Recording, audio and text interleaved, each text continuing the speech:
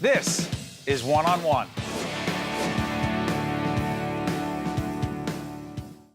John Rome, Deputy CIO, which stands for Chief Information Officer, and voice evangelist at Arizona State University. Now, Arizona State University was named by U.S. News and World Report as what? The most innovative school 3 years running over, take a guess what schools? Not MIT. Yes. No way. Guess the other one. Don't say the big H. No, it's Stanford. Oh, Stanford out there? Yeah. Wait, they're right there. Yeah, they're in the middle of it. We're no longer this party school that everyone thinks we are, you know? So the Sun Devils are more than just a great sports program. I know, it's a great institution. Now you're here at NJIT, another great institution. Yeah. You're doing one of the keynotes talking about?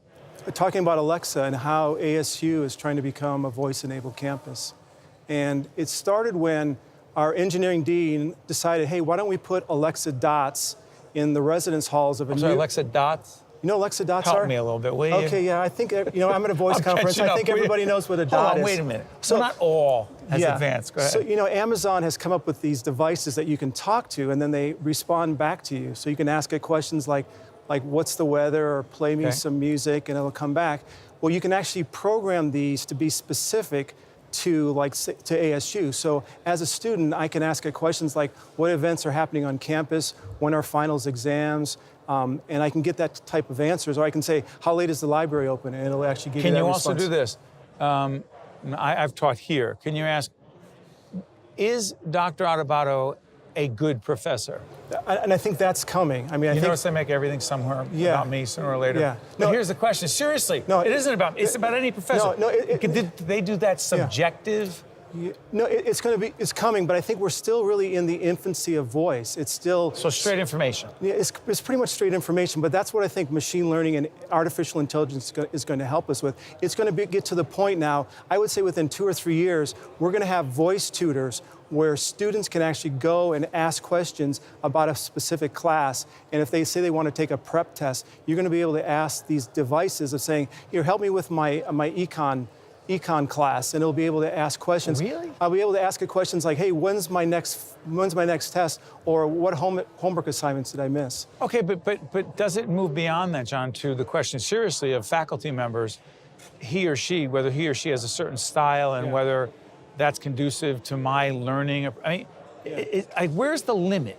That's a good point. Does anyone know? We don't know what the limit is. I mean, I think that's the beauty of it. When I can speak 140 words a minute versus only type or text 40, this voice is clearly a disruptor. So it's not going to be all of it. There's going to be multimodal type of delivery. I'm going to be able to get things through a mobile device, through a web browser, but voice is just going to be one of those other ways of getting information. We're not going to have Alexa in the classroom. It's going to be probably, in their residence hall or at home, and they're going to be able to interact with it in ways just besides just playing music or asking what the weather's like. At Arizona State, I'm curious about this.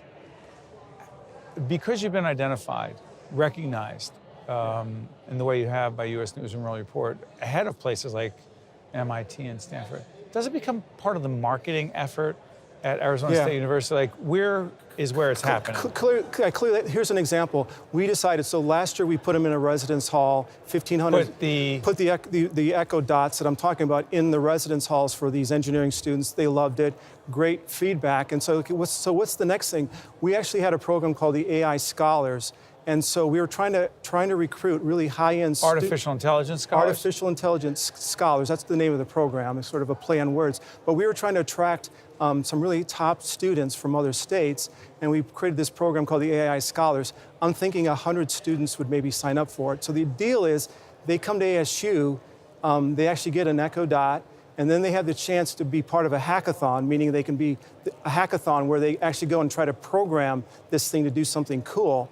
And if they win, they win $5,000 scholarship and a trip to Amazon headquarters to meet with leadership. Probably not Jeff Bezos, but somebody within leadership. And I'm guessing 710 students signed up for this. And think about, What did that tell you? No, it's just telling me that clearly that voice, there's going to be a new marketplace, I think, for voice. The demand is there. It's going to be there. Is the demand growing? See, it's interesting, but you're talking about 18, 19, 20, 21-year-old students. Yeah. Where's the demand for middle-aged folks? and voice? Yeah, I mean, I'm one of those middle-aged folks. I mean, you talk about home automation. I can go home now. I'm never going to have to go over and shut off the light again. I'm just going to say, you know, Alexa, turn off my light, turn on my Christmas tree, turn on the sprinklers. I think that's where some of these old guys, maybe not like you because you still look pretty young there, but No, I'm with you. Yeah, but I mean, you think that that more and more that a lot of the things in our home we're going to be able to execute by voice. Yeah, it's happening today. I mean, I think what you'll see in 3 years or 2 years from now, you know, it's kind of like when the iPhone came out. Who would have ever thought that the disruptor that is? I think voice. By the way, I'm sorry for interrupting. The word disruptor is used a lot, and I know what it means because we are here. Yeah. But to those who are listening and want to go, disrupt? Why do you want to disrupt? Yeah, no, I think it's just for a lot of reasons. I think it's going to make our lives easier. It's going to give us, you know, say more free time. Whatever those are going to be, these disruptors are just going to help have, I think, a better existence. I mean, there's always the flip side of saying, wait, you know, Amazon is now listening to you. They know every word that you're saying when you talk to this device.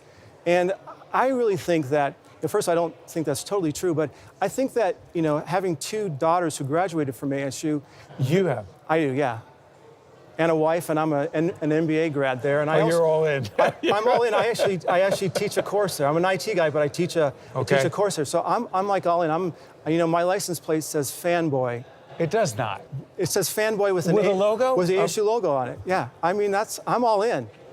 What kind of folks have you met here? I've met some Amazon folks who are part of the Alexa team who I didn't meet before.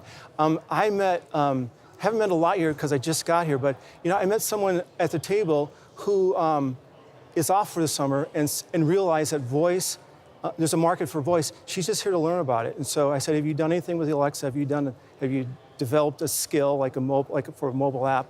And she said, no, but I'd like to know about it. And so, you know, those type of curious people here. Yeah, they're trying to figure out what's next, and so we all are, and a lot of vendors here too. So you know, that's people selling stuff. Yeah, and there's going to be a market. It might be a little too early yet, but I think there's going to be a market for voice. You do, and I think the big thing is it's going to move away from technologists. It's going to move towards linguists, people who know the English language. People who love language, who love conversation, words. Right now it's technology, but this has to be really conversational. The tech group cannot take this over. It's going to be the It can't just be the programmers. No, it can't be. I mean, it is right now, but I mean, I learned we have a team that's actually developing these applications.